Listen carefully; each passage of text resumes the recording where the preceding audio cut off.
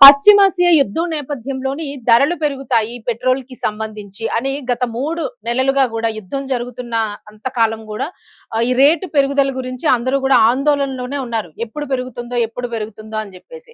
కేంద్రం అయితే మాత్రము ధరలు ఇప్పుడు పెంచే అవకాశం లేదు, పెంచడం లేదంటూ కూడా మనకి గత కొద్ది రోజుల వరకు కూడా చెప్తూ వచ్చింది.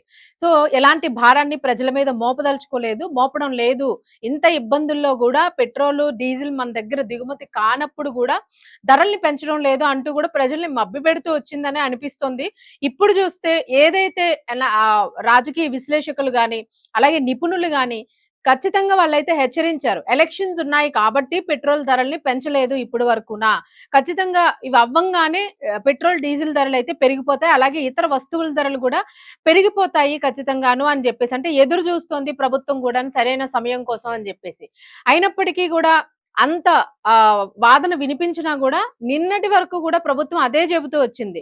పెరగలేదు, పెరగలేదు, పెంచాము. ఇంకా మేము పెంచలేదు అనంటే మీ గురించి ఆలోచిస్తున్నాం. మీరు గూడా ఖర్చుల్ని నియంత్రణ చేసుకోండి అని జెప్పేసి.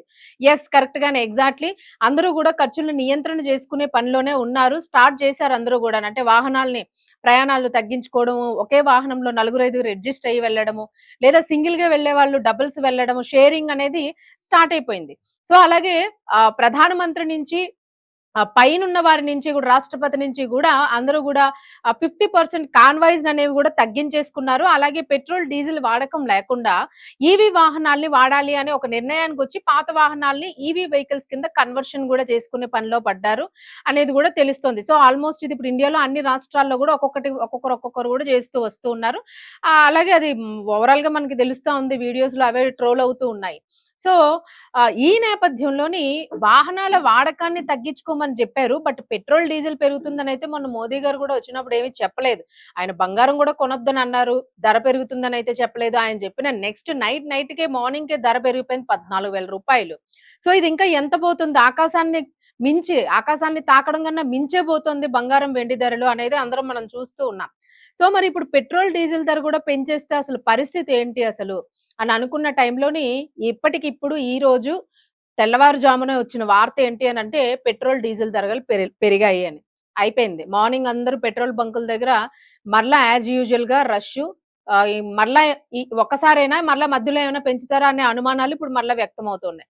ప్రస్తుతానికైతే మాత్రము దాదాపు అంటే ఇంచుమించుగా 11 వారాల పాటు ఇంధన ధరలనైతే స్థిరంగానే ఉంచింది. సో ఇప్పుడు మాత్రం చూసుకుంటే మనకి పెట్రోల్ మీద రూ. 3 పెరిగినట్టుగా కనిపిస్తుంది.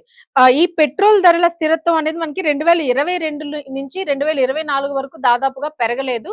అలాగే మనకి 2024లో బడ్జెట్ వచ్చేటప్పుడు కూడా దాని మీద ధరని తగ్గించారు. రూ. 2 పాటు రూ. 2 ఇంచుమించుగా తగ్గించినట్టయితే కనిపించింది. బట్ ఇప్పుడు మాత్రము ఉన్న ఉద్రిక్తతల పరిస్థితుల నేపథ్యంలోని సడెన్‌గా ఒకేసారి ఈరోజు రూ. 3 పెట్రోల్ మీద, అలాగే డీజిల్ మీద కూడా ధరను పెంచారు. డీజిల్‌కి రూ. 3.14 పెంచారు. అలాగే సీఎన్‌జీ గ్యాస్ ఇప్పుడు అన్ని gas vehicles, CNG gas autos అవి ఏవైతే ఉన్నాయో, అలాగే కార్స్ కూడా గ్యాస్ ఏదైతే ఉందో దానికి కూడా రూ. 2 చొప్పున సీఎన్‌జీకి కూడా పెంచారు. సో ఇది ప్రస్తుతము. మరి ఇది ఎలక్షన్స్ అయిపోయిన తరువాత చూసి సామాన్యుడి నెడ్డి విరిచే పనే అని జెప్పేసి అందరూ గూడా ఈరోజు ఆందోళన చెందుతున్నారు. ఇప్పటికీ గూడా ఇంకా చాలా పెట్రోల్ బంక్స్ తెరవలేదు. ఇంచుమించు 2 మంత్స్ అయిపోయింది. డైలీగా అటునుంచే వస్తున్న బంకులు ఇంకా గూడా తెరిచిన దాఖలాలు కనిపించలేదు. అంటే కొరతైతే ఉంది. బట్ ఇన్ని నెలల వరకు సరిపోతుంది అనైతే గవర్నమెంట్ చెప్పింది. ఎంత స్టాక్ ఉంది, ఎంత నాళ్ళు సరిపోతుంది అని. బట్ ఈ ఎకనామికల్‌గాని అంటే అన్నీ పెరుగుతున్నాయి గానీ ఒక పక్క సామాన్యుడు గోలబెట్టేదేంటంటే, చేసిన పనికి జీతం పెరగట్లేదు అని. ఎక్కడి నుంచొస్తదసలు? అన్ని వస్తువులకి పెంచేస్తూ ఉన్నారు. జీతం మాత్రం ఒక రూ. 500 గూడా పెరగలేదు. 5 ఏళ్ల నుంచి పని చేస్తున్నా గూడాను. అసలు చాలీ చాలని పరిస్థితి. ఇక ఇవన్నీ గూడా ప్రజల ఆకలి కేకల కోసమే ఇవన్నీ పెరుగుదలలంతా గూడాను. ఓ పక్క ప్రభుత్వం బానే ఇబ్బంది పడకుండా ఉంటుంది. అధికారులు, సంస్థలు, ఇండస్ట్రీసు, పరిశ్రమలు పెద్ద పెద్దవి అందరూ బానే ఉన్నారు.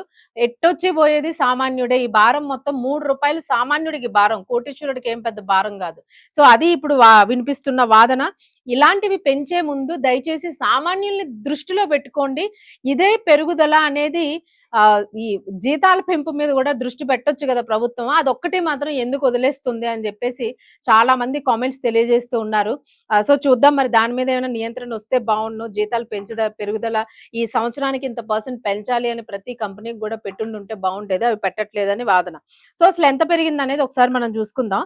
ఆంధ్రప్రదేశ్‌లో జూసుకుంటే పెట్రోల్ మీద రూ. 3.29 పైసలు, డీజిల్ మీద రూ. 3.14. తెలంగాణలో పెట్రోల్, డీజిల్ మీద రూ. 3 చొప్పున కంపెనీలైతే పెంచినియి. అలాగే పెట్రోల్ ధరలు ఢిల్లీలో జూసుకుంటే 97.77 రూపాయలుండగా ఇప్పుడు రూ. 3 పెరిగింది. కోల్‌కతాలో 108.74 రూపాయలుంటే ఇప్పుడు 3.29 పెరిగింది. అలాగే ముంబైలో రూ. 106.68 ఉంటే 3.14 పెరిగింది. చెన్నైలో 103.67 ఉంటే 2.83 పెరిగింది. ఇక డీజిల్ మీద గూడా ఢిల్లీలోనే రూ. 90.67 ఉంది. ఇది రూ. 3 పెరిగింది. కోల్‌కతాలో 95.13 ఉంది.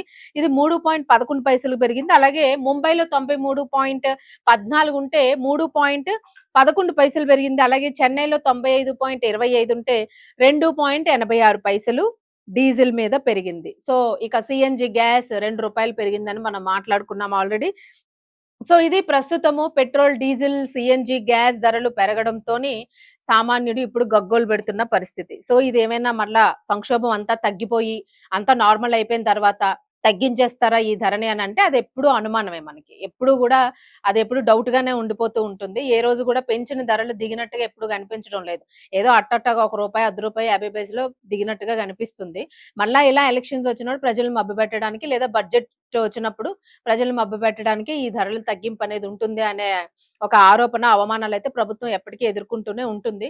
సో, అది మొత్తానికి ఆహ్, ఏదైతే నియంత్రణ ఉండాలి అని జెప్పారో వెహికల్స్ మీద, వాహనాల మీద, సో, ఇవన్నీ తప్పనిసరిగా మనం ఇప్పుడు పాటించాల్సిన పరిస్థితి. అందరూ గూడా జాగ్రత్తగా ఉండండి. ఉన్న డబ్బుల్ని జాగ్రత్త పెట్టుకోండి. ఒక సంవత్సరం పాటు మనం జాగ్రత్తగా ఉండడం మంచిది. అలాగే బంగారం విషయం గూడా చూసాం. 1,70,000కి దాదాపుగా ఎళ్ళిపోయింది. ఇంకొద్ది రోజుల్లో 2, 3 రోజుల్లో ఎంత పెరుగుతుందనేది తెలీదు. సో, కొంచెం నియంత్రణ అయితే స్వీయ నియంత్రణ అనేది ఖచ్చితంగా ఉండాలి ప్రతి ఒక్కరికి గూడా అనేది ఇప్పుడు కోరుకునేది. సో, ప్రతి ఒక్కరు గూడా ఇందులో మేము, మీరు అందరూ గూడా భాగస్వాములైతే మనకే ఖర్చులు తగ్గుతాయి. మనకే ఒక రూపాయి మిగులుతుంది. మళ్ళా వచ్చే ఏడాది నుంచి మనం కొంచెం యాజ్ యూజువల్ లైఫ్స్‌ని మనం కంటిన్యూ చేయొచ్చు.